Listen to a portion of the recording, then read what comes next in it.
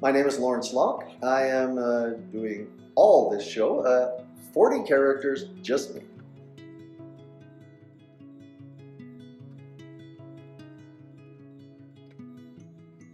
Well, as we said, it's a one-man show, so it is 40 different characters, but the narrator of this show is a street person, a street performer. So he's telling the story to his audience that have gathered around, and then he just slips in and out of each character as the story progresses. Well, given that I've never done a one-man show before, the memorization. I actually did a word count on this script, and it's a little over 12,000 words, which is now completely memorized, and took 7 weeks to get there.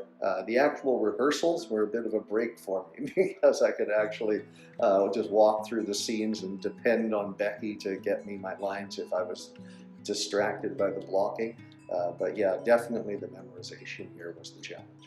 I think really the one scene in this show that really I think encapsulates everything is when the ghost of Christmas Present brings out the two children, ignorance and want. And I think that encapsulates this entire story. Want is a terrible thing. We all see it. But if you are ignorant as to its causes or its needs or how to solve it, I think that's even worse. And so, Dickens really wrote this to be able to get people who were in a better financial position to be able to see the plight of the poor and what they needed. Oh, wow. I've been in theater since I was 5 years old. I used to get the parts with the lines in all the kids' Christmas projects in school and in my church because I could memorize the lines. So I'm about to turn 58, so that's more than 5 decades in theater. I have a very creative need. I have to be creative at some point. And my wife will tell you that if I go too long without being creative, I turn into a bear.